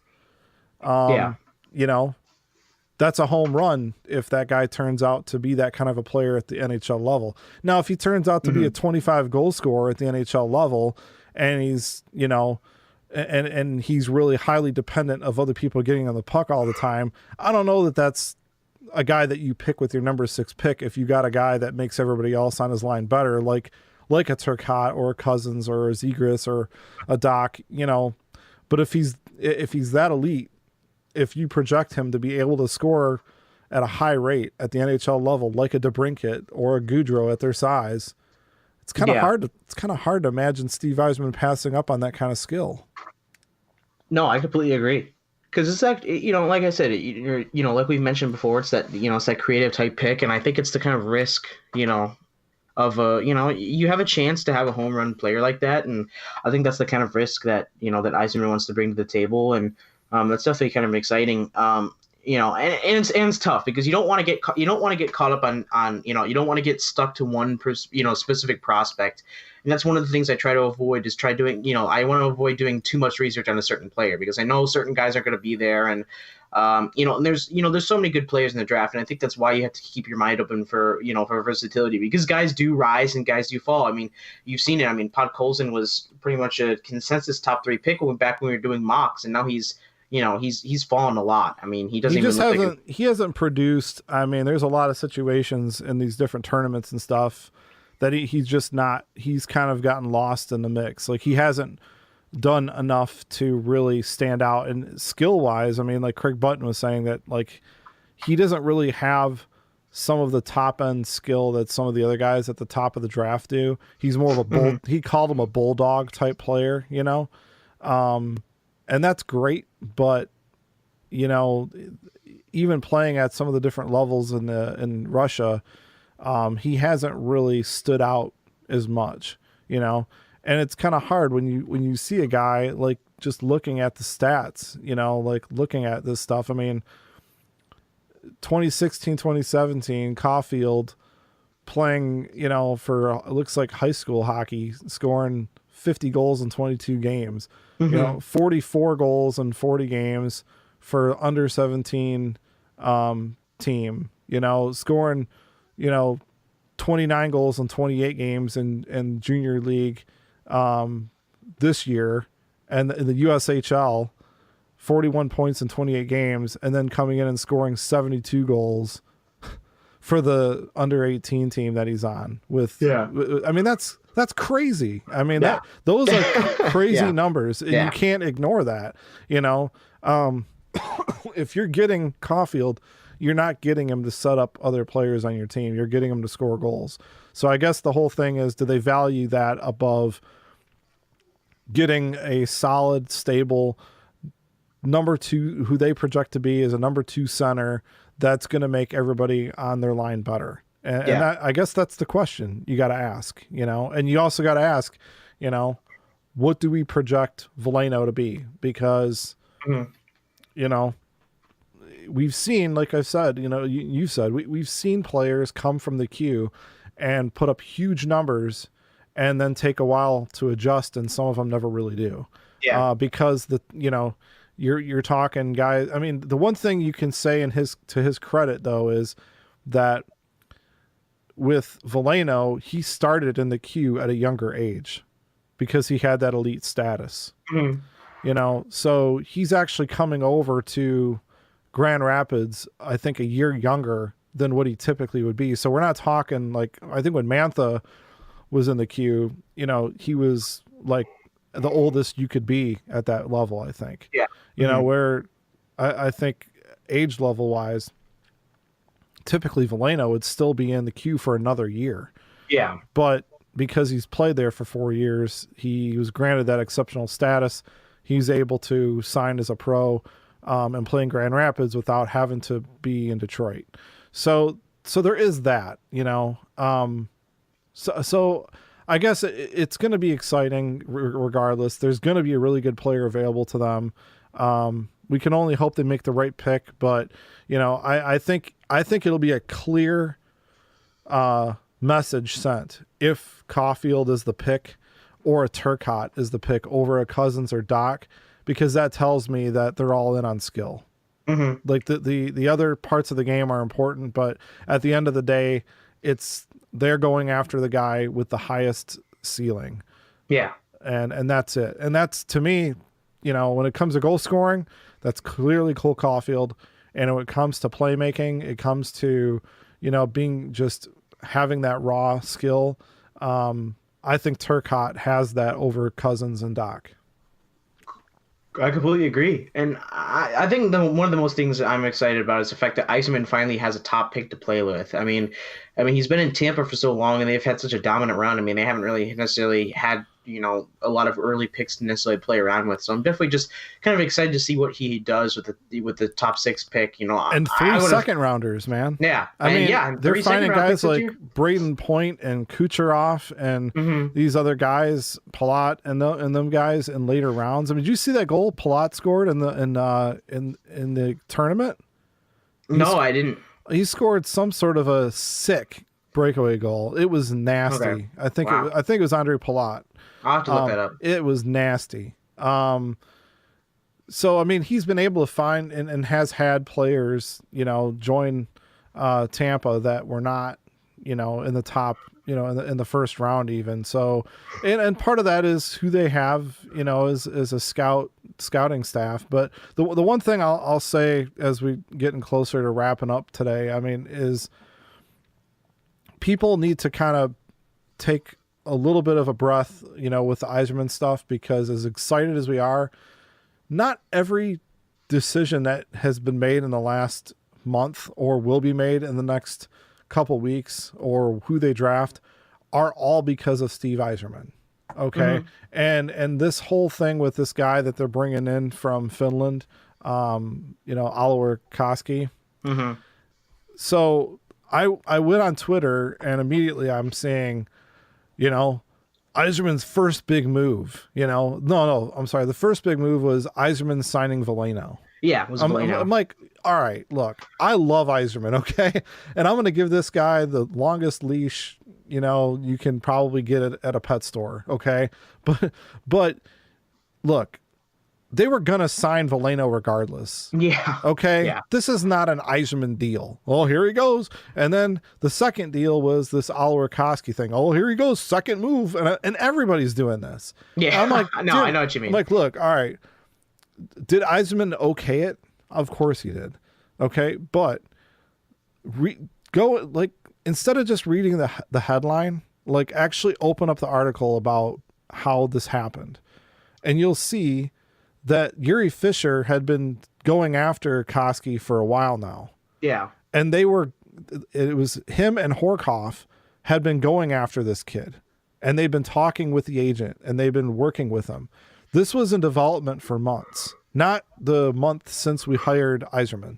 Yzerman didn't come in and say, hey, there's this guy in Finland named Oliver Koski. You guys should look at him. Yeah. That's not. Yeah, I get what you mean. Yeah. So just before folks start because the reason why I say this is because I know inevitably at some point it's going to go the other direction. We're going to draft a guy and people are going to be like, what the hell? Right. Yeah. We didn't need that. Why do we do that? Right. And they're going to blame it on Yzerman. And Yzerman's got to trust that the people on his staff know what they're doing. Yeah. And if they don't, and if it looks like they're not, thinking the same way he does, or they're not really looking at the type of players that he wants for this franchise, he'll remove them. Yeah. He'll change them out. He'll look at their track record. The guy's always evaluating. He's always aware of what's going on. He'll make some moves and you will see changes, but let's not go overboard on every little thing that happens in the next couple months here, because some of these things that have happened, like Taro Hirose, do you think Ken Holland was out scouting Taro Hirose every other week in Michigan State? Probably not. No, he hires people to find these guys. Exactly. And so Yzerman runs the whole ship. Yeah. And so, yes, nothing is going to get signed to a deal without his thumbs up on it. But let's just make sure we give guys credit that have been doing the work every day out there. A guy like Fisher has consistently gone out and found some really good pieces for us, done a really good job. He's been a big asset for us, and I hope he stays. I hope Holland doesn't bring him with him. Chris Draper was, instrumental in some of the other things that have happened. I guess he was one of the big voices on bringing in Tyler Bertuzzi. So they do have some guys here that know what they're doing. So let's not get all crazy every time they make a move. Oh, that's Yzerman. That never would have happened with Holland. Let's just not go overboard with that. If we trade Athanasiou and a pick or something, and we get some high-end defenseman here, that's Yzerman all day long. Yeah. But some of these other little moves that were already in progress, let's pump the brakes a little bit and just kind of realize that Yzerman's not the only guy in Detroit that looks at prospects. No, yeah, I completely agree with that. That's a great point. I completely agree. I do want to challenge it a little bit though, because the only thing I have to say about that is the fact that I completely understand. I've seen a lot of premature excitement about Yzerman. Like I said, we're not challenging Yzerman's ability to be a general manager at all. I don't think that's the point that Jake is trying to get across. I think it's just the fact that, a lot of people are kind of jumping the gun with a lot of the excitement. But the reason I'm going to challenge this is because I think people are more excited with what Yzerman is going to do with what they're doing. Sure. I know 100% that the Red Wings are already going to sign Veleno. But do you think that Veleno probably would have started on the main roster or had a chance to start on the main roster with Holland still at GM? I don't really think so. I think people are more excited the fact that this is exciting that they brought up Veleno. He has an actual shot of making the main roster next year, or he'll play for Grand Rapids. So, he has a legit shot, and Yzerman will give him that shot to play in the main roster versus Holland, who I don't really think would have given him much of an opportunity to, sort of get a starting role, because I feel like Holland was very hesitant, in that sense of sort of being like, oh, I don't necessarily want to pull the trigger on all these young guys, and and I feel like that's where a lot of that hype is coming from. I just don't see it as an Yzerman move. Like that is any non-brain dead GM in the NHL. Yeah, is going to look at the fact that Veleno's played 4 years in the queue, put up over 100 points. He's over a point a game in the playoffs for the queue, and he's been dominant, and he looked really good in the preseason and training camp. So why would you not sign that guy to a pro deal and get that guy into either the AHL or the NHL as soon as possible? I mean, we don't know if Veleno is going to make it to the NHL until training camp anyway. So the fact is they were going to sign that contract no matter who was the GM. I don't care if Ken Holland died and Chris Draper was promoted to GM. They would have done that. So that's all I'm saying is I'm equally as excited about the opportunity that a guy like that's going to have to get to the NHL sooner now that Yzerman's here. I don't doubt that one bit. I just, when I start seeing quotes online about, oh, Yzerman's first big move, holy shit, he signed Veleno. Calm down a little bit. If I made Chase Sussex the GM of the Detroit Red Wings, I guarantee you would have signed Veleno to that deal. Yeah, absolutely. Yeah. And I would have too. So I'm so excited, just like everyone else is. I'm just saying, some of these things are no-brainers. It's basic hockey business 101. Happens all the time. You take care of your young guys that are ready to move up to the next level. And it's always been the Red Wings model that once you dominate the league that you're in, you move up. Mm-hmm. Right? Yeah. So it's basic hockey business. And that's all I'm saying is before we start calling it an Yzerman move, everything this guy touches is not going to turn to gold. He is going to make some picks that you're going to question. And so did Holland. And so did Scotty Bowman when he ran the team too. And so did Devellano. Otherwise, all 7 picks you make in the draft plus would turn out to be NHL players. And if they did play on your team, you'd be trading them for better players. So there's going to be some picks. There's going to be some trades. There's going to be some free agents that just don't work out. So just as quick as we can be to rip something like that or rip someone for that, let's not go crazy, throwing praise at a move that your grandmother would have made if she knew enough about hockey. That's all I'm saying. No, I completely agree. Yeah, so I think what we're saying is just pump the brakes a little bit on all the Yzerman hype, and it's great to be excited. It's I think we're definitely excited. I mean, we're just as pumped for the upcoming season and what Yzerman is going to do, but you have to be realistic when you're a fan. I think that's the number one thing that Yzerman is necessarily preached when he came in. I mean, I know Holland was always like, oh yeah, we're going to make the playoffs next year. I think Holland has definitely been. I think Holland is he kind of embodies what we're talking about right now. He's sort of the pump the brakes kind of GM. He's like, whoa, settle down. We're going to take it slow. You got to be patient with us. We're not going to be a playoff team next year. That's not the goal. We're not going to try to just get in. They are far away. They are far away. They are far. Yeah. I wouldn't not super far away. They could probably be 3 to 5 years away from being a playoff team again, which isn't that. It's not realistic. It's not realistically not defense, that far away. Man. It's the defense. You're seeing what Boston. You're seeing what Boston can do with with decent depth and a hell of a power play and a goalie playing out of his mind right now, right? They don't have their first line is not other than Marchand, he's got a lot of points. He's doing really well, but in the playoffs, a lot of times, if you know who the names of the players are in the third line, you're doing pretty damn good, because that means that you're getting that secondary scoring.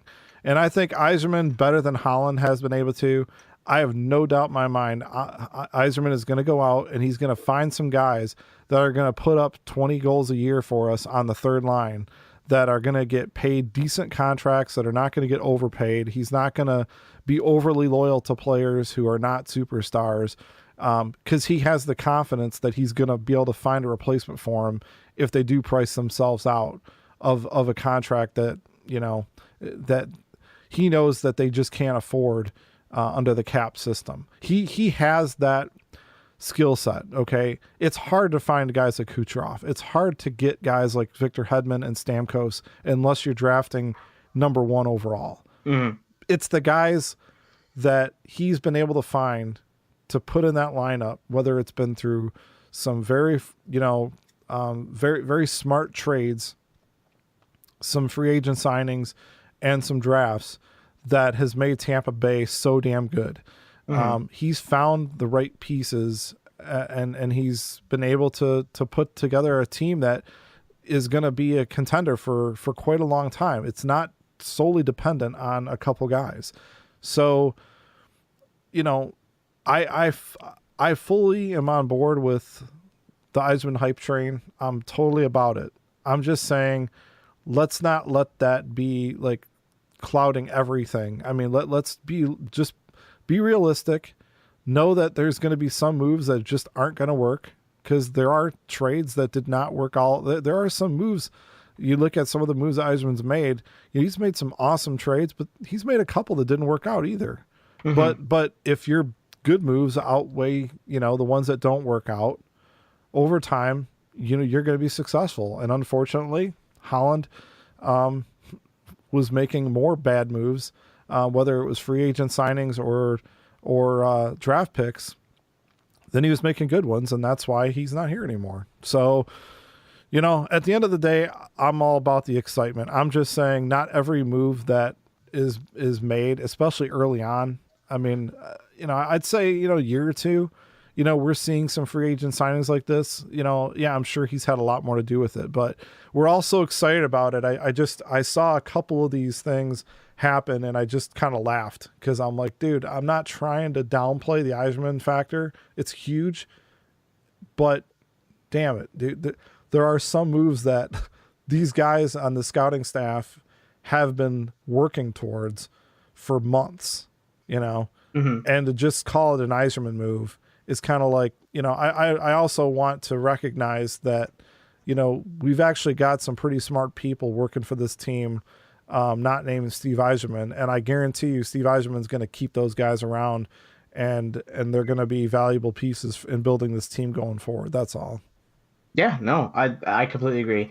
And I think that's a perfect place to kind of wrap things up. I know we kind of got away with, we kind of got away from ourselves a little bit, talking a lot about this stuff, but it's definitely exciting. Even the off season, there's definitely a lot of stuff we got to look forward to. I think the draft is a little bit more than a month away now for the Red Wings. So, there's definitely some exciting stuff to talk about coming up. Like I said, stay tuned in the future for more draft coverage. And we'll kind of, I think in future episodes, we're definitely going to break down some of the rosters you'll be able to see next year after the draft and what the starting lineup could look like at the start of next season. So, stay tuned for that. Thank you guys once again for tuning into this week's episode. If you guys are new, welcome to the podcast. We hope you enjoyed. We'd love to have you guys stick around and continue to enjoy us talk about, stand in our soapbox and talk about the Detroit Red Wings. But we're so glad you guys, are listening to the podcast and are enjoying. So I think for that, we are going to sign off for the week. So we will see you guys later and talk to you guys soon. Take care, everyone.